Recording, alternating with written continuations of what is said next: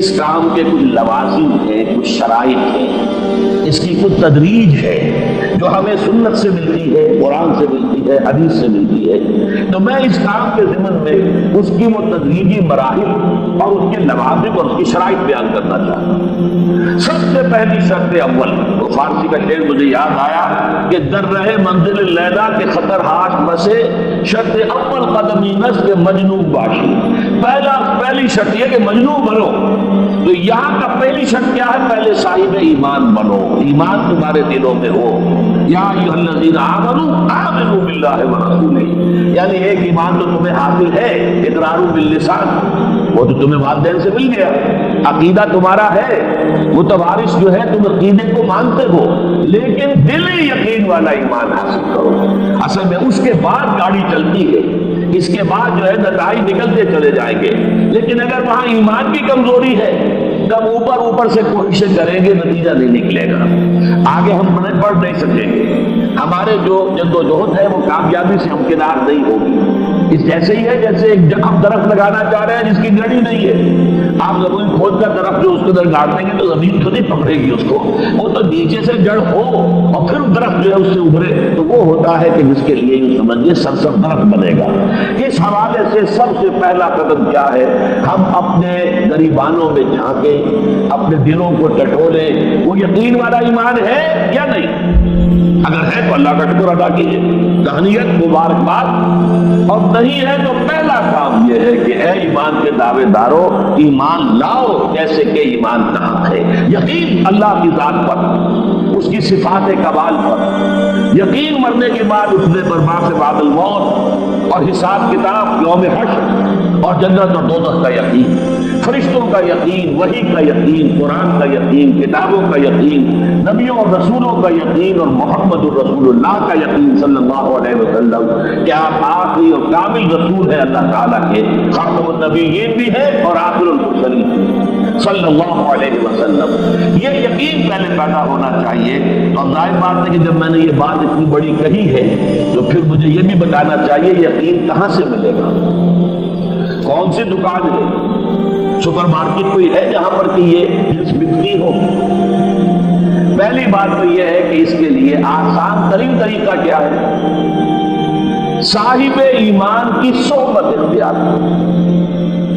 جیسے آپ بھٹی کے آگے بیٹھیں گے تو حرارت پہنچ جائے گی، آپ برف کی سل کے قریب بیٹھے ہوں گے ٹھنڈک پہنچ جائے گی۔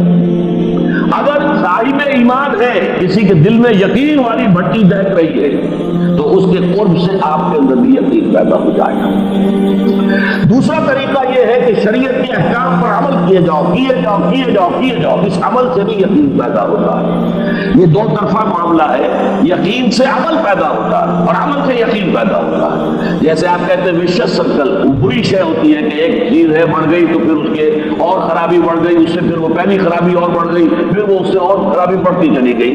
جیسے پیچ آپ کھیلتے ہیں چکر کے ساتھ وہ پیچ آگے بڑھتا جاتا ہے، اسی طریقے سے بھلائی کا بھی ایک سرکل ہے۔ ایک نیکی آپ کریں گے آپ کا ایمان پیدا ہوگا، اب آپ زیادہ نیکی کریں گے تو اب اور زیادہ ایمان پیدا ہوگا، تو یہ دو طرفہ سرکل ہے۔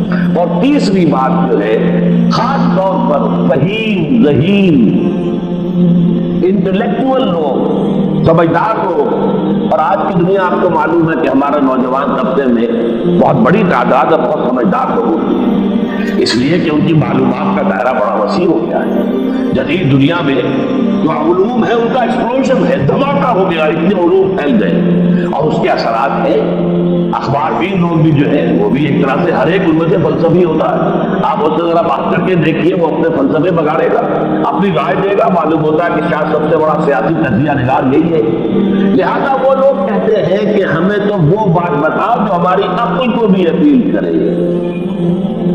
یہ جو معاملہ ہے وہ ایمان جو عقل کو بھی اپیل کرے، اس کی سوچ صرف ایک ہے، وہ قرآن حکیم ہے۔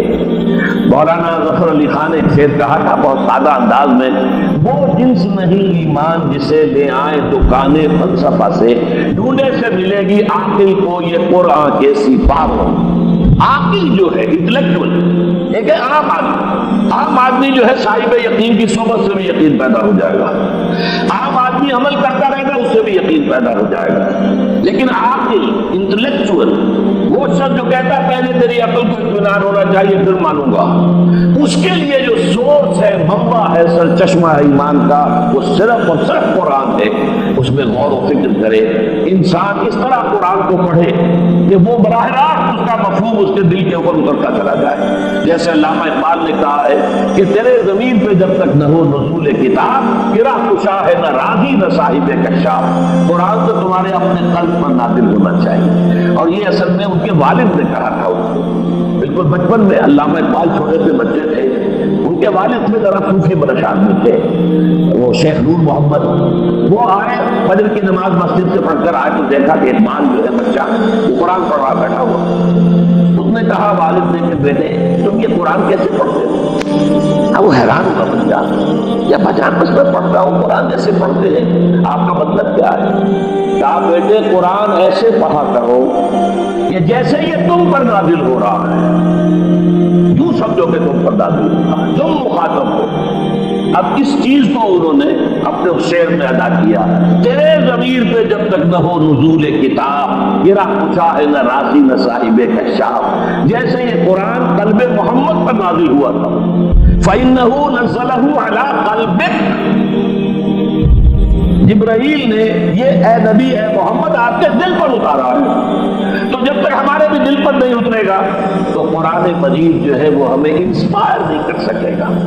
ترجمہ آپ پڑھیں گے، کچھ آپ کو معلوم ہو گیا اس کا مطلب یہ ہے، تفسیر پڑھا، اچھا جی ٹھیک ہے فلاں مفسر نے یہ لکھا ہے، فلاں نے یہ لکھا ہے، یہ معلومات تو مل جائیں گی، لیکن وہ اندر سے جو موٹیویشن ہوتی ہے، اندر سے جو جذبہ ابھرتا ہے، اندر سے جو ایمان جو ہے چشمے کی طرح قلبی گہرائیوں سے ابلتا ہے، وہ نہیں ہوگا۔ وہ اسی وقت ہوتا ہے کہ جب وہ انٹلیکچوئل آدمی جو ہے وہ کم سے کم اتنی تکلیف ضرور کرے کہ اتنی عربی سیکھ لے کہ عربی جو ہے قرآن مجید اس کے براہ راست قلب پر نازل ہو سکے، وہ ترجمہ نہ دیکھے۔